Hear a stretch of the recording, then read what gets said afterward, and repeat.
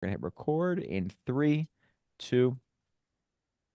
Welcome to another episode of Million Dollar Stories, where we get to interview authors from all over the world. I'm super excited about this guest because when I hear the phrase rigging the game, it excites me because I believe the game is rigged. And if we can fight back at any level, I think that is a must as an entrepreneur. We can take control of our financial legacy. And so you have to realize that there is a game being played, maybe many games. And if you can position yourself to win, and act accordingly, you have a good chance of creating generational wealth. So the book we're talking about today is called Rigging the Game: How to Achieve Financial Certainty, Navigate Risk, and Make Money on Your Terms. We have the author today, Dan Nicholson. Thanks so much for being here, sir. Hey, super excited to be here, Mike. Thanks for having me on. Well, I get a little jealous. Anybody who rivals my background, all right, I gotta say, it's not often I see this, but great background. You have an awesome, brand and a business. So it's going to be an exciting time to interview you, hear what you have to say. The book is doing really well on Amazon. It came out in 2022, and you're speaking our language. So what made you want to write this book? Well, I went through all the conventional business school, Fortune 500 jobs. I could go over all the boring parts of my resume. And I had a baseline level of anxiety throughout because I was totally out of alignment with what I wanted to be doing with my life, which was being an entrepreneur. And so finally, I gave myself permission, and just to date myself, that was about 15 years ago. So I'm a uh, an old guy in the game, I guess, to some extent. But as I got into being self-employed, I realized everything I thought I knew that I learned in business school and these Fortune 500 companies Wrong. doesn't work in small business. It doesn't work in personal finance. And so I had to go, it was very humbling. I had to go about kind of unlearning those principles and develop my own framework, both to be successful in my own business, but to actually help clients the way that I wanted to serve them. Yeah, what you just said hits home with me because it was like a wake-up call. Everything I learned in school was wrong. I read Rich Dad Poor Dad. It changed my perspective on what an asset was, what a liability was, how to go from one side of the quadrant, cash flow quadrant, to the other.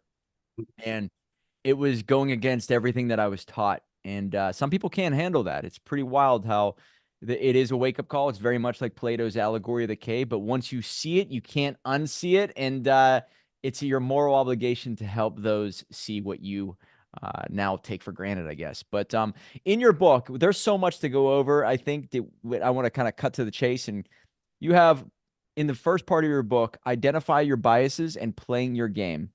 And you Mhm. have this a great example about, like, how if this person lost $20 or lost tickets to a movie, what would that person do on average? What would you recommend them to do? And it was cool how you put that out there. And it really shows you might have a bias, an automatic response. Your subconscious is telling you how to solve problems. Being aware of it does give you an advantage. So can you tell us about identifying your biases? Well, one of my core beliefs, and it is bared out in the science, is that we're just by nature we're biased. It's sort of programmed into our operating system. If you think about how many decisions we have to make over the course of a day, and there's ranges between 6,000 and 23,000, depending on what you read, just little decisions. Like right now, I just did some jazz hands. I didn't really think about the jazz hands. It just happened, right? So that was a decision. But you cross the street now as a 40-plus-year-old man, I just naturally look both ways and I'm pausing and I'm navigating life, right? And so part of our brain is this fast system. This is from the book Thinking Fast and Slow, that we have to make these really rapid decisions to just navigate life, to be able to cross the street without stopping and thinking about the meaning of life while you're getting plowed over by a bus. So we got the fast part, and then we have the slow part, like being strategic, thinking about a math equation, working on our mindset. And so it turns out that fast part is subject to biases. It has to be. There's a set of assumptions that our brain is making for us to even exist in the world. And you can't turn that off. That's just the reality. The slow part, the mindset and the really conscious thinking, that can be improved. But as humans, we have biases. Okay. Does that make sense? Yeah, of course. And some And people fight against. that comes from your environment when as you grow up, right? What you've been taught, and maybe even generational DNA where certain things happen to you and it's just it rubbed off on you whether you realize it or not, right? I would, I'm 100% aligned on that whole epigenetics idea that things just pass on from one generation to another. And we can, it doesn't mean we don't work on being a better human and that we just go, I'm biased, so I get to do all this nefarious stuff. That's not what I'm saying, that we have just permission to do that. But the sooner that you recognize that you're biased as a human, you can design better systems to account for those biases. So you get better performance, you get closer to what you want. And a lot of us are fighting against that. We're throwing stones at everybody else. Like, I'm not biased, I'm rational, you're biased. It's like, no, both of you are. So stop it and own your own role in things, right? So that's what I'm an advocate for. One of those biases that you were talking about was something called the mental accounting bias. And there's a really cool study, and you can go and Google it and find an explainer video on it. But it shows that they present these two scenarios that are economically the same. One scenario is that they're going to a movie theater and they've pre-purchased the tickets. They get there and they find out that they've lost the tickets. Another scenario is they haven't pre-purchased the tickets, but they lost the physical money dollar value of the tickets. So say the tickets cost $20. In the second scenario, they lost a $20 bill. Yep. Rather than losing $20 worth of tickets.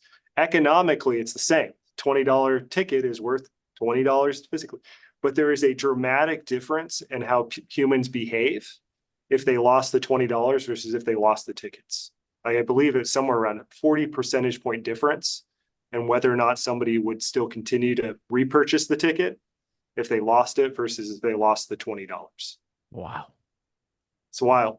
And it just all comes back to the idea that the way we label things significantly changes our behavior. That's why setting up different money buckets, if you've studied, some people talk about profit first, of course, and bucketing your money. The reason why things like that work is because we're labeling it differently, and our economic decision engine sort of in our brain behaves differently just by assigning labels. Yeah, so I will tell you, when I was reading that, I think I would have answered differently 10 years ago.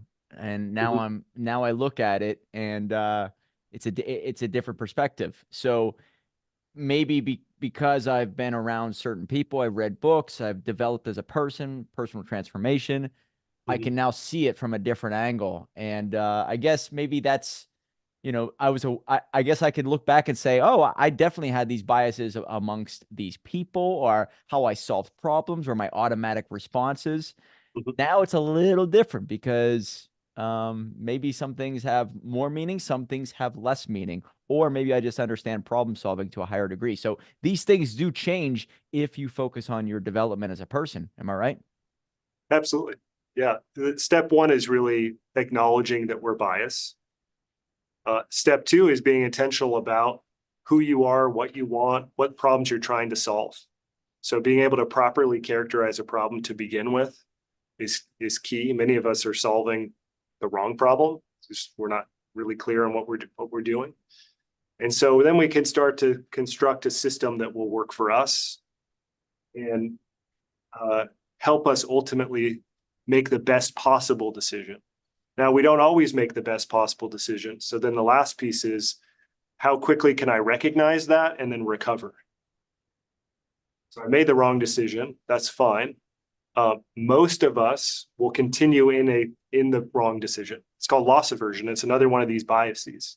So if we make a bad decision, we will stay in it longer because we don't want to have to admit that we made a decision. Man, now that is relevant in today's political sphere. Am I right?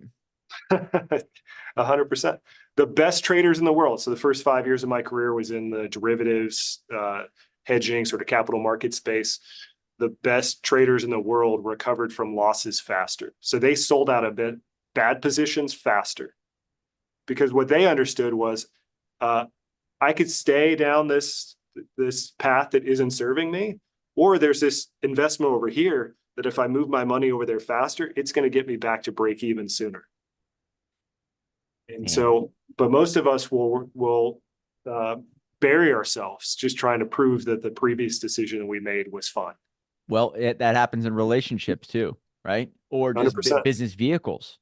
I'm in the wrong relationship, or if these individuals think to themselves they're in the wrong business, they're going to say, well, I could fix it. I could right the ship. You know what? I don't want to admit that I wasted all this time and money. I'm going to try to stay at this for as long as it takes. And that Yeah. is the wrong move. I believe that we have a belief system that there's things that we say that sound really good, but then you try to play it out and you can see where it's flawed in the extremes. So one of those key things that we might say is, I do what I say I'm going to do. It sounds really good. It's like, hell yeah, I do what I say I'm going to do. The problem is that sometimes what you said you're going to do was a bad decision. And so if you feel obligated, once I tell someone I'm going to do it, and now I have to carry it out, you might be harming yourself and the other person. So a better belief is I reserve the right to change my mind. Right. So, and I have an obligation to tell you that. So you can guarantee that I'm either going to follow through on this thing, or if I'm not going to, I'm going to tell you, and I'm going to tell you why. It's sort of like, and I like to test these things in the extremes. So let's just pick a ridiculous extreme. Like say you and I are going to meet up for lunch and you get there first and you see that the restaurant is literally on fire. You're not going to go sit down and be like, well, I do what I say I'm going to do. I'm waiting for Dan, just chilling here in this like inferno. Clearly that would be ridiculous. And it would be inappropriate in the extreme for me to then get pissed off at you. Like, hey, what's up, Mike? Like, why aren't you in the restaurant? You said you're going to be there. I thought you said you do what you say you're going to do. Right. So that's a extreme. That's a literal fire. We wouldn't do that. But how many, the actual fire, but how many of these sort of metaphorical fires do we have in our business that we keep doing anyways because we told someone we're going to do it? Man. So discipline is answering yes to the question, would I be a disciple of myself? You're not going to be a disciple of someone who keeps repeating the same wrong decisions just because they don't have the integrity to tell someone that the pathway was wrong. It's like, I want someone who's going to do what they say they're going to do and tell me if the path is wrong, and then we're going to do something else. That to me is someone I would want to follow. Man. Yeah, I mean, I would even like to look up the origin of the word disciple and how it does correlate to discipline, right? What you just said is, are you a disciple to yourself? It's a great way to put it. I've never heard anybody say it that way. Interesting. Yeah, to me, I learned that from my mentor, this guy, Randy Maskell, so I can't take credit for it, but it rings true. And it's something it's part of sort of my daily process of, based off today, would I say yes to would I be a disciple of myself? And if no, like, what do I need to do differently tomorrow? Because I want to say yes as many times as possible. Yeah.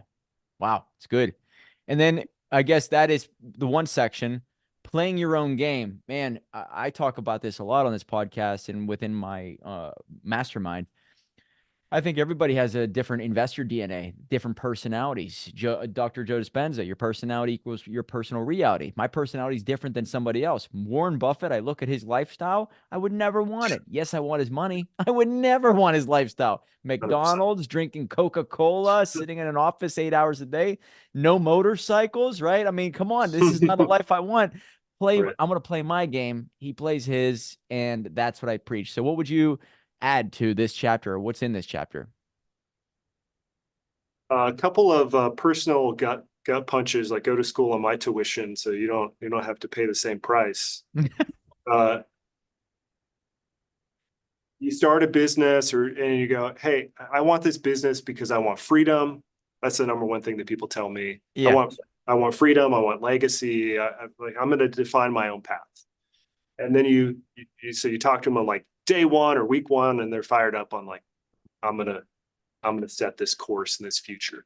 And then you check in with them like 90 days later, like, how's it going? So I joined all these programs and I'm copying everybody else. I'm paraphrasing at this point. It's like, I'm copying all these other strategies, copying everyone. And you sort of go like, well, how could you expect to do something extraordinary when you're doing literally the ordinary? You're copying everyone else. Mm. It's like, that's actually designing a system that you guarantee you won't get the result that you want, because you're just conforming to literally what everyone else is doing. You're seeking consensus. And then you get burnt out, frustrated, because you're not getting the results or having the life that you want. But you necessarily can't, because you're trying to be the average of everyone else. So the better approach is to not do that. You got to play your game. You got to be who you are. And everything that you do, you have to put your unique stamp on it in everything. So I call it, one of my principles is only innovate where you differentiate. So that means you have to actually know where you differentiate. And then in everything that you do, you can get the DNA of what other people are doing, but then put your stamp on it. How are you going to differentiate? And I can give you examples of that. I'm a CPA by trade. Don't hold that against me. And fancy myself to be unconventional. And I have joined several times accounting masterminds, which is as boring as you think it is. Oh, geez. God bless you, man. But not for the reason that everyone else is in there. It's like, I just want to know what you guys are doing so I can do the opposite of that. Wow. Like, that's why I'm in here. It's like, this is how you're doing that? Okay, well, I want extraordinary results. So I want to see the baseline, and then I'm just going to do the opposite or some version of it that's distinct. And then you guys are like, what? Why is Dan getting these results over here? It's like, because mine is different than yours. People can't, they sniff out the fact that you're just copying what everyone else is doing. Awesome. You join the masterminds to learn what other people are doing so you can do it at a higher level, right? Or just to do it in the opposite direction. Therefore, you stand out in the marketplace, but also you're more memorable and you have an understanding that you are different. You're not just following in line. It's great. Haven't heard that. Yeah. Yeah. There's a quote that I have, there's a statement that I have in the book that I'm paraphrasing, which I realize is a little bit egotistical to, here I am quoting myself from my own book, but I'm going to play my game and do it anyways, which is, unless you're a sociopath, how can you expect to be somebody else every day? Like, it's not a stable structure. So you got to play your own game. You've got to lean into what makes you you. Otherwise, you're going to keep blowing yourself up, because it's just you're not a good enough actor. Yep. Yeah, I think that's the reason why I failed so often early on. I mean, I had four startups that I tried at that were major failures, put me in $300,000 in debt. And then I just said, I'm shutting off all the noise. I'm going to stop doing what I think is, in alignment with Steve Jobs and Wozniak. Like, I'm not those people. Let me just do something I know I can do and have my own little love and passion behind it. Maybe I'm not going to make $1 million, but I'll make some money. And I made money. And that's what got me a little bit of attention. Playing my game rather than the big game, if that makes sense.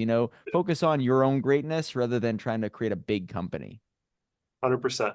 Now, the big challenge with that is people will say, I don't know what my game is. Like, how do I figure that out? And I do write about it some in the book, but I'll give you I'll give you one kind of tip, which is, think about your favorite sport or hobby when you were a kid. How did you play that sport or hobby? How did you show up? What was it that you liked about it? And what I find is, I use this for interviews as well to kind of get to the essence of who someone is, that unless you had super overbearing parents or there was some factor that didn't allow you to show up the way that you were, or wanted to show up, when you're a kid, it's like a true expression of your personality. So I always wanted to be shooting guard. I was a taller kid, so they wanted to put me under the hoop. But in like pickup basketball, I always wanted to be a shooting guard, but I'm not necessarily the most athletically gifted. So I had to make up for it with hustle and some grit. And that's how I am in business. So I want to be shooting guard because I'm not afraid to take the last shot. I want the ball in my hands. Sometimes I'm going to dive on the floor. I'm going to put in maximum effort. When I'm not doing that, when I'm like playing the role of a point guard, I'm just always passing the ball, seeking consensus. What do you guys want to do? That's when I'm deeply dissatisfied in doing the work. And I usually do some sort of self-sabotage because I'm not playing my game. Now, it doesn't mean that every once in a while I need to pass the ball. I don't always need to shoot it. Like even Jordan kicked the ball to Kerr to make the three-pointer at the end. Right? It's like you still doesn't mean you always shoot it, but just knowing your tendencies and what's going to elevate your skill sets is key. Wow. There's a great speech by Kerr. You ever hear him, his celebratory speech at the parade? Have you ever heard of that at all? He basically said, yeah. Yeah, it's just really funny. You made me think of it because I saw it not too long ago. He's like, yeah, I had to bail Michael Jordan out again. There was a big conversation before that play that Michael Jordan kept telling the coach he was too afraid to shoot, so let's give the ball to Kerr. I mean, I'm not even a huge basketball fan, but I was howling when I was watching that. So, anyways, you're right though. Like, you just made me think of when I used to play hockey. I was not. I'm 5'7.5". All right, so totally different perspective. But I played with grit, okay, and I played with it, and I played pretty well. But it was because I was gritty. I was willing to muck it up, if you will, and it's what made me different. So what's really funny is now I think you're the first person that ever really showed me this. How I played hockey is exactly how I play business, and that's what allows me to be, I guess, better than most at business. I think that's huge. Yeah, playing your game. And so then you take this another step forward. Say that you want to hire someone on your team and you're like, I really need someone who's just going to be a savage independent contributor. Like they're just going to lone wolf it, just not growing a whole team. It's like, well, maybe you get someone who played track, tennis, golf, like these things that are individual contributor sports is often like that's how they also show up in their work. So you can sort of use it to also help kind of calibrate. Here's the type of person I'm looking for, or the type of role. And unlike the kind of cliche human behavioral questions that people ask, what's your greatest strength, greatest weakness, or whatever, this helps you get to the essence of their personality. And they get excited about it, start talking about, start telling you stories. And then and at the end, you're like, is this kind of how you are? Like, wow, I didn't know you were going there with that.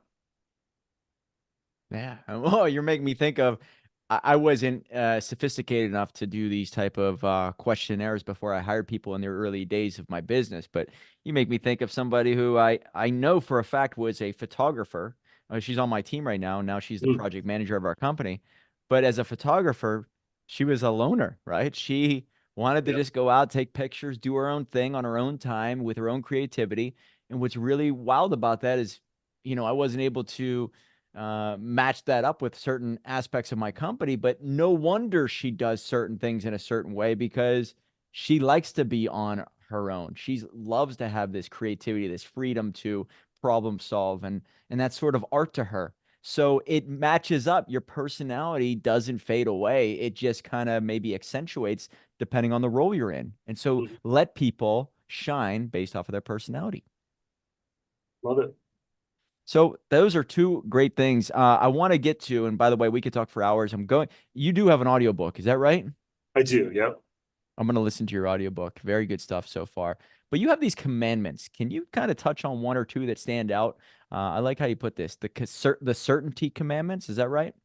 Yeah. So when I started writing my book, I wanted to turn it into kind of like an operating system for making better decisions.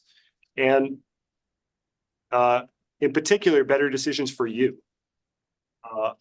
I could give a bunch of prescriptive strategies of here's a tax strategy, here's a financial engineering strategy. But at the end of the day, one of my commandments is understanding the difference between preference and binary. Preference versus binary. Now, I'm not talking about gender. We don't need to go there. That's a whole other thing. I don't know. Yeah, you're in Seattle. I'm in Pittsburgh. We may start fighting, just so you know. This might be a I'm kidding. whole thing. But binary, what I mean is like in the computer science, like right or wrong, zeros or ones.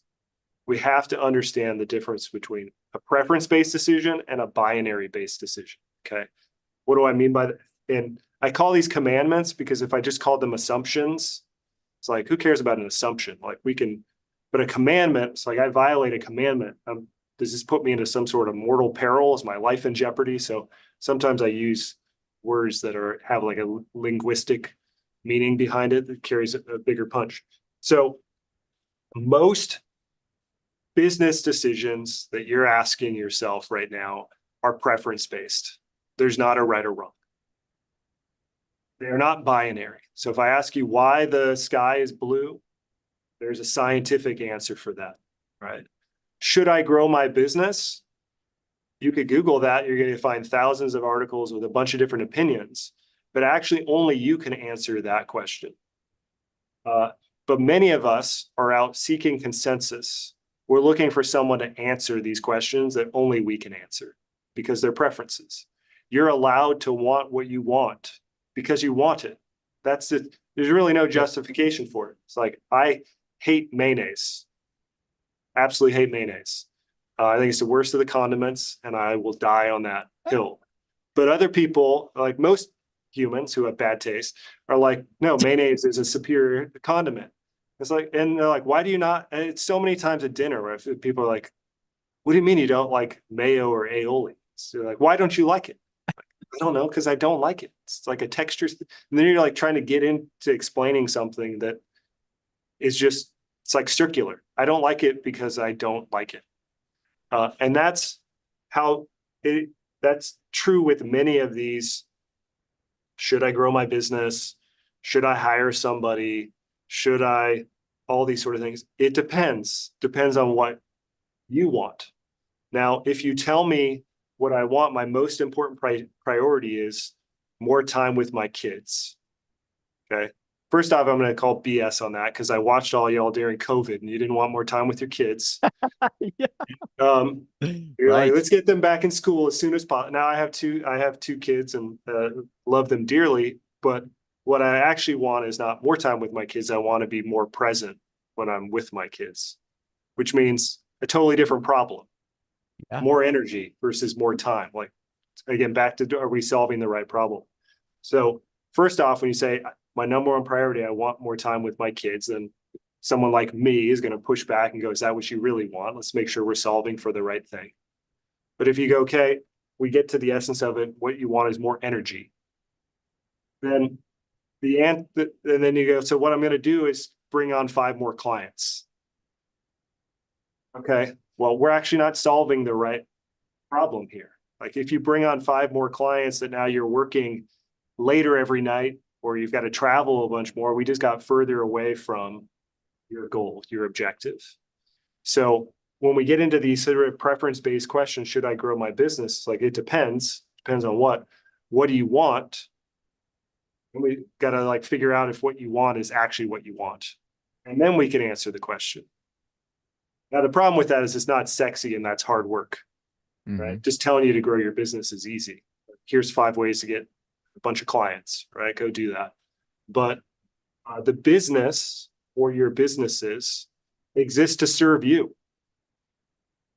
They exist to serve you. That's all. That's my belief. I call my clients purpose-driven entrepreneurs. So what I mean is your businesses, they have a purpose, and that purpose is to serve you in living the life that you want.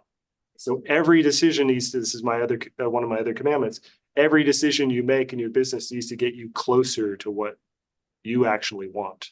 Closer over more. Is that one of Closer over more. Yeah. That's one of them. Yeah. So more clients may be the answer if it gets us closer to what we really want. And so the only way I can rig the game and engineer the outcome for you is if I actually know what we're solving for. Wow. And that takes some upfront initial lifts, but once you figure that out, the rest is pretty easy. It's like we can um, solve for that problem. Yeah, because most people are building their dream life around their business, right? Mhm. But Yeah. you really want to build your business around your dream life. So it's very much in alignment with Jordan Peterson's build the schedule that you want. And once I realized that, and it maybe didn't happen overnight, I can set up the schedule that I truly want to look forward to. My Mondays look a certain way, my Tuesdays look a certain way, my Saturdays look a certain way. It makes you excited about what's ahead. Therefore, you're making decisions so you're not, like you said, hamstringing yourself to, being tied to something that is not getting you to any type of promised land. Yeah.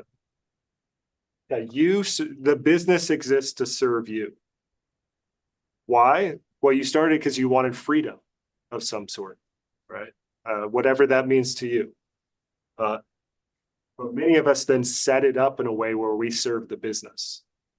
And that's just the wrong orientation. The business serves you. Every decision you're making, unless you made a decision to bring on a bunch of investors and do the whole venture capital, private equity, that's a different game. Then Yeah. you serve your investors. I'm talking about small business owners. Your business exists to serve you. And that means your preferences matter and you're allowed to have them and want them because you want them. And that's sort of the uh, as far as you really need to go. Great way to put it. Yeah. I think a lot of people, like you said, they say they want freedom. What's wild is that people think that when they quit their corporate job and start a business, that's freedom. But I do think of maybe, it seems like you're a spiritual guy. Are you a God-fearing man? I would say so. Yeah. Yeah. Do you read the Bible at all? I wouldn't say frequently, but I have. Yeah. So in the Old Testament, it talks about how Moses frees the people, the Israelites, from the Egyptians, right? And are you familiar with this story? Yeah. So there's tyranny. And so it's pretty wild how this does correlate to entrepreneurship. But Moses frees the individuals because they want out of tyranny. They want out of prison, if you will. And then they go into the desert, but the desert's totally wide open and there's nothing there. And people would classify that as freedom. But freedom is extremely scary to most of those people, the Israelites. And so they start to worship false gods. They start to make bad decisions. There's snakes out there trying to bite them. They become very fearful and they Mhm. start saying to themselves, I want to go back. It was safer there. There was food there. It was prison. It was hell, but at least I knew what I expected every day, right? So freedom is not that's not freedom. Freedom it means options and whatnot. So yes, when you leave that corporate job or whatever, you go into the desert, but that's where you have to really find your character, find your, who you really are. And it's on those times that you either, strengthen your faith or lose it. And so after you build this business in the right way and it starts to serve you and you start to reap the rewards of your faith, that's whenever you can have your true freedom. So there are levels to this game and it doesn't happen overnight. Your freedom didn't come to you, I'm assuming, right away, but freedom is earned. Is that how you look at it too? Yeah. There's a opening quote I have in the book that I think is related to what you were just sharing. It's from someone named Virginia Satir, and she says, "People prefer the certainty of misery over the misery of uncertainty." Oh, And I think oh, that's what we're that's talking so about. good. Is We'll go that so back good? to all the troubles and tribulations and because it's what we know. Because the unknown is so much scarier to us. But Oh, that's where the real upside is. yes. That's why you run into the unknown. That's why I look at entrepreneur. I have a phrase in my company, think like an entrepreneur. If you do that, you can win in any scenario. And therefore, you could see opportunity in chaos. And therefore, you can reap the rewards everywhere you go. Your economy around you doesn't really affect you if you can start to spot the cracks and weaknesses in the Mm, chaos. mm. So, yeah, unknown is a great thing because most people are running from it. If you can learn to run towards it, and not be afraid of it, that is what's going to set you apart. Mhm. And your other commandment here, I want to touch on this before we run out of time. Business decisions, business decisions should have asymmetric upside. All Yeah. right. Can you explain what that means? Yeah. This, uh, everything kind of builds to this in the essence of rigging the game. So when I talk about asymmetry, I'm talking about we want significantly more upside than downside. And if you study the great entrepreneurs, the people who have the wealth in the extreme, now we don't necessarily have to like them, but study the wealth in the extreme. What they tend to all have in common, aside from really playing their game and being incredibly eccentric, is that they have this gift of being able to identify opportunities that have huge, huge upside. They're like naturally calibrated to see these opportunities. And so many of us don't come equipped with that skill set to notice the upside, in large part because we're trained to not see it. We're trained to conform. We're trained to follow conventional methods. We are trained to put all of our excess capital in our 401k. Yeah. Okay. That's not asymmetry to the upside, though. Why? And I don't know anyone else who's talking about this, but maybe they're out there. If you tell me that you're 40 and you want to retire in the next 5 years, putting your excess capital in your 401k got you further away from that goal. That has significant downside. Why? Because you can't touch it till you're in your 60s. So all of that money that you put away, you just designed a system where you guarantee that you have to keep working. Okay. Once you hear that, you can't, or see that, you can't unsee that. The reality that you've been building a system that guarantees you have to keep working, that's asymmetry to the downside. Now, I'm not against 401ks, just for the record. It's just not the first step, it's the last step. It's legacy. Your 401k money is legacy if you played the game correctly, because you didn't need that money because you were already good now. Mm-hmm. So that's all just extra capital. Does that make sense? Oh, absolutely. Yeah, I'm with you. It took me a little bit of time to realize that the school system, the corporate structure is teaching you everything. So it's, I mean, Rockefeller set it up. I look at it. So to keep you working, right? Make that cheese a little bit out of reach, and it just keeps getting a little bit further out of reach as you age. 100%. So we have to rewire our brains to be able to work through and try to find things where the upside is significantly greater. One way to do that is to remove all downside. So I think I mentioned earlier, my background originally was in this concept, derivatives and hedging. So a lot of what we do is just, hey, if we can remove all bad stuff, all downside, then all I'm left with is upside. So in every new endeavor that I go into, this is annoying for folks because we're trained to not think about the bad stuff, right? We just want, you're a pessimist, you're a skeptic. It's like, no, I'm playing a different game than you are. If I can eliminate all the bad stuff now, then I never have to talk about it again. I just have upside. You have this crazy volatility. Something that goes straight up has just as much volatility mathematically as something that goes straight down. We missed that. So I'm trying to engineer from the beginning. We eliminate all of those bad possibilities. So we just have that upside. But we are typically sold a different narrative. Have you heard the story of burn the boats? Of course. Yes.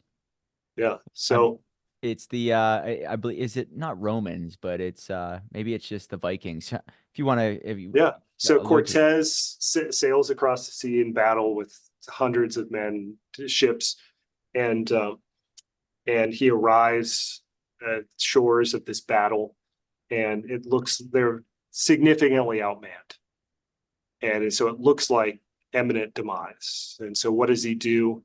He burns the boats, and he's forcing his men to have to go into battle, and they go on to win. And that is usually where people end the story. And they use that as a story to sell you on why you have to bet on yourself. Right? You got to burn the boats, go all in. And if you don't go all in at all times, then you're not putting yourself in the best position to win. But where people leave out a key part of the story is that Cortez was told before he left, if you don't win this battle or you turn around, we're gonna kill you and all your men for treason. Oh, wow. There So did he was no choose the option. riskiest bet, or did he choose the riskiest option or the least risky option? The least He risky. chose the least risky option, but that's not the narrative that we're taught. We're taught to take the riskiest option. So the game is to stay in the game. That is the game. Every time so many small business owners, they keep taking themselves out of the game, they keep resetting because they're taking on too much risk. So eliminate all the downside where you can, but really only make bets where you have significant upside because money is finite. There's an infinite number of trade-offs. I only want to make bets where I can stay in the game for longer than anyone else. And I only want to make bets where there's going to be significant returns. Because otherwise when I tie up my money in one area or my time or my energy, there's more than one currency in one area, uh, I remove an infinite number of other things I could have been doing that potentially had more upside. So I Oh, got to be really intentional about what I'm opting into. And that's where the context matters, right? So when someone starts trying to sell me on a certain narrative, I'm like, am I really getting the full story here? Or are you just trying to hop me up on dopamine and get me into a sale? No disrespect to those people. I appreciate the game. But having that context is key. man, to stay in the game. One of the key characteristics of our company is just being able to withstand the storms. And I think that certain competitors out there have come and went, but if you're able to just stay in the game, I think people respect you more. Your marketplace value increases because you've been around for so long, right? And so people trust in you more. And if you could just withstand the storms and be here 5 years from now, the word of mouth alone will set you apart.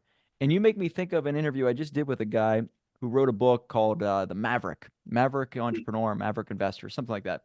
And he talked about the movie The Maverick. Have you ever seen that with Is this Mel the Gibson? okay? Yep. No. Yep. He says that in the movie, Mel Gibson's sitting there and he tells all of the people at the card table, "Listen, I'm just gonna play and I'll lose every hand for an hour. Is that cool? Can you get me into this game?" And they're like, "You're gonna guarantee you're gonna lose every hand for an hour? Of course.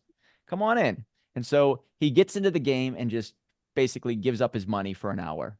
And they look at him as a fool, like, "Oh, you're just basically giving us your money. Yeah. You can play with us." Yeah. Keep going. And then after that hour, whatever time period it was, he starts changing his game. He goes, "Listen, guys, you allowed me to this game, and all I did was I studied you. I studied your telltale signs and who you are as people and how you play this game. And I was around long enough to understand how I can win.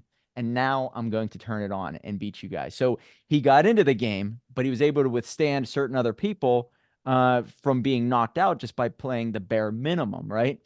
And what's cool about that is it kind of does kind of show you that as an entrepreneur, your goal is to learn the game. And to do that, you can't go all in with all your money in every situation. Be around for as long as possible. Stay in the game so you learn yourself, you learn your clients, you learn marketing. And 5 years later, it's not a get rich quick, it's a get rich for certain if you just stay in the game and just develop your skills as you go. So that is an awesome takeaway. And I see how it kind of correlates with that movie. Hopefully, you're able to see how it matches up Oh, too. totally. And I would just sort of play off that. And I know we're kind of maybe at time. So if I could just share one final thing Please here, do. Yeah. because it's the essence of how I kind of think about uh, designing the game to get the outcome that you want. So there's this another quote from this guy W. Edwards Deming. He's kind of an OG in the corporate world and systems, kind of a systems thinking. And he says every system is perfectly designed for the results it gets. Perfectly designed for the results it's getting. Paraphrasing loosely. So if you don't like the results you're getting, you have three options. These are my words now. You have three options. Option one, this is what most people do. Probably not in this group, probably not people who listen to your podcast, just getting a sense of who you are. But what most people are going to do, they're going to choose the certainty of misery. They're going to be a victim. For me, this is just how it is. I don't have any options. This is just happening to me.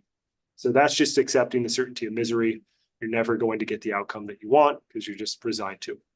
But the next two options will, depending. Number one, can I change the system? So in the case of taxes, I can't change the system, at least not on the timeline that's going to be acceptable to me. I'd have to get elected and sell my soul and do a bunch of other stuff that I don't want to do. And so I can't change the system within my timeline. But things that I've set up in my business, maybe I can change the system. I have control over that. So can I change the system? If you can, that's going to be the highest leverage because you control the system now. But most of the time, the answer is no, I can't. And that means that we have to learn the system and then change our behavior to get the outcome that we want. So just like in that anecdote you shared from Maverick, I learned the system. Here's how everyone is playing. Now that I know that system, I can rig it because I'm going to modify my behavior to get the outcome that I want. And that's, to me, rigging the game. Oh, it's awesome. I heard a quote recently from somebody's podcast, and I think it goes along these lines. People will always rise to the level of their standards, but they will always fall to the level of their processes. And man, did that hit home, because you can have everything great with branding, marketing, business, but if you have shitty processes and, SOPs and not everybody's playing by the same rules within the company, it just becomes a mess. So yeah, understanding the importance of having processes in place, man, it's very good stuff. I could talk to you for hours, sir. Yeah, you too. So outside of your own book, this is the last question I have for you. Is there another book that you recommend to our audience? I always bring up Rich Dad, Poor Dad because it is the one that set me absolutely free as a person. That's why I pay homage to it to this day. It's always sitting behind me. So anything like that for you, sir? I'm going to recommend How to Fly a Horse. And it is written by the inventor of the Internet of Things. And he really inspired me around how innovation and creativity really exists. He just demystifies a lot of false narratives around creativity. Wow. So I think it's a must read. How to Fly a Horse. I've never heard of that book, so I'm going to check that out. Oh man, I am going to listen to your book. I run pretty much 25 miles per week. I've been listening to a lot of podcasts. I'm going to put your book on because I'm fascinated. Did you read your book? Please tell me it's in your voice. It's one of my great regrets is that I had someone else do it. But got it. Okay, yeah, yeah. When it comes to personal branding, and I just, I think that you could have AI redo it in your voice, just so you know. But it's one of those things that's on my list of either redoing it or I've got another book I'm considering that's kind of in the works. So if I do that, I will definitely do it in my own dry, monotone voice. Well, I think you have a good way of communicating it. So hopefully it just shines through in the audio version because I'll check it out. And like I said, I listen to podcasts, but I'll be picking up your book on my runs for this week. I appreciate that. But you're such I guess you could say a logical and smart dude. I just have no idea why you're still out in Seattle. I just hear that's a war zone. What are you doing out there, man? Man, I feel like that's one of those false narratives as well. I grew up in the Seattle area, and when it was a very blue collar town, and we were known for being weird. Like Seattle's weird because we just all this quirky stuff that exists. So that's still Seattle to me. Everyone is just kind of an introvert out here. We got all these computers. So funny to me that people think that we're just out raging into the streets. Like there is a group of people who are doing that, but like if you knew Seattle people, you're like, most of us don't want to leave our house. We're all computer science nerds and all that. So there's something called the Seattle Freeze, which is just it's really hard if you move out here to meet people because everyone is so to themselves. So it's funny to me that there's a narrative that Seattle's just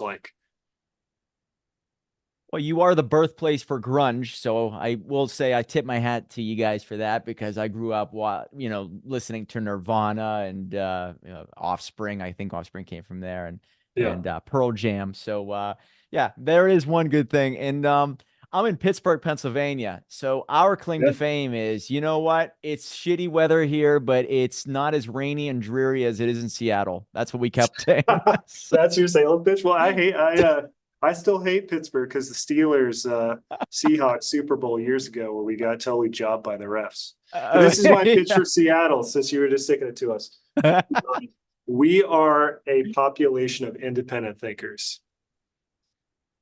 So Is that real? I don't know. yeah, I hear the yeah. opposite, just so you That's know. why you see a lot of all kind. I mean, Starbucks, Microsoft, Amazon, like all the innovation that comes out of Seattle, and then you have a wide range of political things, but that only comes from a place where you got a bunch of independent thinkers. So there is a narrative that we're just like these wackadoo socialists that we're just like, but if you stop and think about it, you're like the highest per capita millionaires or like one the number of Fortune 500 companies. There's an area of billionaires like we have.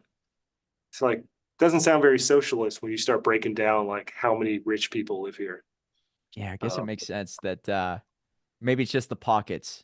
It's very much like as long as you stay out of San Francisco, you should be okay, right? It's been these pockets. Yeah, those guys are crazy. Those guys, yeah. But it's been a real bummer to see the narrative for me shift because I feel like 5 years ago, people thought like, oh, Seattle's this cool place. Like, yeah, grunge came from here. There's a bunch of cool companies, technology. And then we had all the political stuff happen, and the narrative has really shifted where people are like, oh, you're from Seattle, you must be like a nutcase. It's like, well, Yeah. that might be true, but for reasons different than what you think. Yeah. I think the first Starbucks was in Seattle. Pretty sure. Yeah. All right. Yeah. Yeah, it started here. Headquarters is here. Yeah. Wireless started here. So as long as you get your message out there and transform your area, maybe you'll change the culture and, Yeah. shift everything We're back just a bunch of to. independent thinkers. So sometimes we're going to do some crazy stuff. That's my pitch, but yeah, Man, it's a it's fun bummer. it's fun to talk with you. I don't know when this next book is coming out, so please, when it does come out, come back on, okay? Right on. I will And let you know. Appreciate and you. is there a social media channel or a website people can look up and get connected Yeah, with if you you go pretty easily? riggingthegame.com, you can find my stuff. Or if you go to they haven't shut me down yet. So if you go to riggingamazon.com, it'll take you to my book on Oh, Amazon. riggingamazon.com. You have that. I own that domain. I keep Oh, that's thinking I'm great. going to get a cease and desist letter, but it hasn't happened yet. I would expect, yeah, Jeff Bezos, if he's listening, he's a good guy. Lay off sending him that cease and desist. So Yeah, come on. What have I done to you, Jeff? I just bought your products and subscribed to your Amazon Prime. The least you could do is let me on rigging Amazon. Yeah, you just want that SEO magic. That's it. That's how you That's rig it. the game. That's right. All right, man. Thanks so much. Dan Nicholson, everybody. Rigging the Game, how to achieve financial certainty, navigate risk, and make money on your own terms. Pick it up today. 258 reviews on Amazon. It's definitely resonating, and I'm going to check it out today. So it means a lot for him to be here. And remember, guys, $1 million book will lead to $1 million life. Right on.